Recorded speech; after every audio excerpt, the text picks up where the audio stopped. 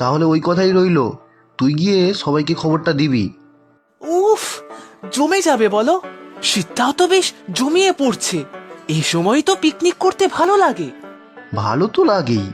বঙ্কুদা তো রান্নার ঠাকুর জায়গা সবকিছুরই ব্যবস্থা করবে বলেছে। আমাদের শুধু সবাইকে খবরটা জানাতে হবে। সে আমি সবাইকে ঠিক বলে দেব। সবাইকে চাঁদার কথাটা ভালো করে বলবি। সবাই যদি ঠিকঠাক করে চাঁদা দেয় তবেই না ঠিকঠাক করে পিকনিক হবে। সবাইকে নিয়ে চিন্তা নেই, শুধুমাত্র শশী কাকুই যা ঝামেলা করে। সত্যিই বাবা, এত টাকা তবুও হাত দিয়ে জল গলে না।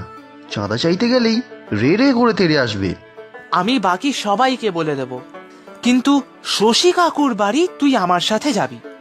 দুজনে মিলে যদি বলে কই রাজি করানো যায়।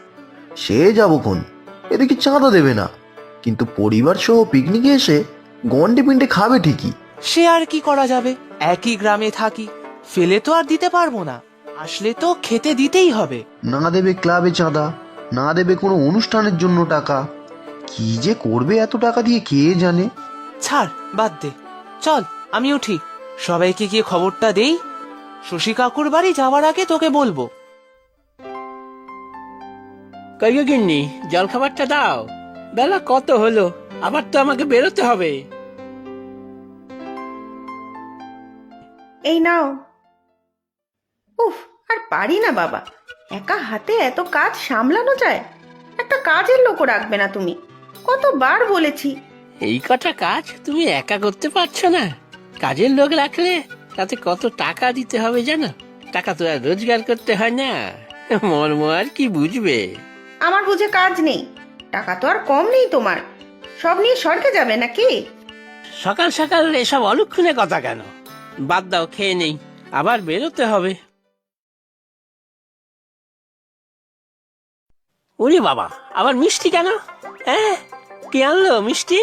গিন্নি, তুমি শেষে আমার এতগুলো টাকা খরচ করালে? হায় হায় হায়। হলো যা, একটা মিষ্টি দেখে অত মরা কান্না জ্বরের কি আছে? পাশের বাড়ির ছেলের জন্মদিন গেল না, ওরাই দিয়ে গেছে এক হাড়ি। ও তাই বলো, তাহলে খাই, এতে কোনো দোষ নেই। আহ, কি দারুণ খেতে গো। আরো যদি 2-4 পিস থাকে তো দাও। মরণ দশা, অন্যের টাকায় খেতে কোনো আপত্তি নেই। মিষ্টি খেতে এত ভালোবাসো যখন, নিজে তো একটু কিনে আনতে পারো। এখন শীতকাল, নতুন করে রসগোল্লা সন্দেশ উঠবে। কত বছর হয়ে গেছে খাই না। আহা, আবার কিনে খাওয়ার কথা কেন? মিষ্টির কত দাম জানো? কি কুক্ষণে যে আমার তোমার সাথে বিয়ে হয়েছিল, সারা জীবন শুধু চ্যাং আর ল্যাটা মাছের ঝোল খেয়ে কাটলো। অসহ্য, মনে হয় যেদিকে দু চোখ যায় চলে যায়। আহা গিন্নি, অত রাগ করতে নেই। দাও দেখি, আর 2-4 পিস মিষ্টি দাও। তোমার জন্য বাজারের সবচেয়ে বড় ল্যাটা মাছ নিয়ে আসবো। নিকুচি করেছে তোমার ল্যাটা মাছে, এখন মরে গেলেই আমার ল্যাটা চুকবে। আরে পচা, ক্লাবের ছেলেগুলো আজকাল খুব মোড়ের দোকানে যাতায়াত করছে। কি ব্যাপার বলতো? সে আমি কি করে জানবো কর্তা? আমি সাধারণ কর্মচারী। কি ভেবেছিস আমি কিছু জানি না? ওই বঙ্কু মানে ওই পালের গোদাটার সাথে খুব মাখামাখি। আগে বঙ্কু দাদাবাবু খোঁজ খবর নেয়, গ্রামের সবার উপকারে লাগে, তাই আর কি। তা কি ব্যাপার শুনি? আগে সামনেই তো গ্রামে পিকনিক। পিকনিক? বাহ বাহ, বেশ ভালোই ব্যবসা হবে তাহলে। প্রচুর লোক হবে, অনেক মুদি সরাইয়ের জিনিস লাগবে তাহলে। তা কর্তা, ওরা সব ওই মোড়ের দোকান থেকেই নেবে বলেছে। আপনি নাকি চড়া দাম নেন। বটে, চড়া দাম আবার বিনা পয়সায় দেবো নাকি ওদের? আর ব্যবসাতে যদি লাভই না করি খাবো কি? আরও আছে, আপনি তো পিকনিকের জন্য চাঁদাও দেন না, তাই এবছর ওরা ওই মোড়ের দোকান থেকেই মালপত্র নেবে। চাঁদা? কিসের চাঁদা? পয়সা কি মাগনা নাকি?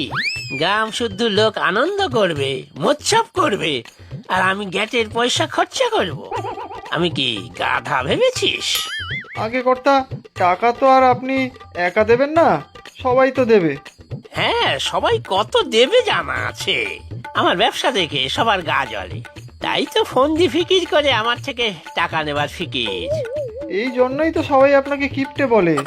এত টাকা থাকতেও আপনি টাকা খরচ করতে চান না। আমি কিপটে তো কিপটে, তাতে তোর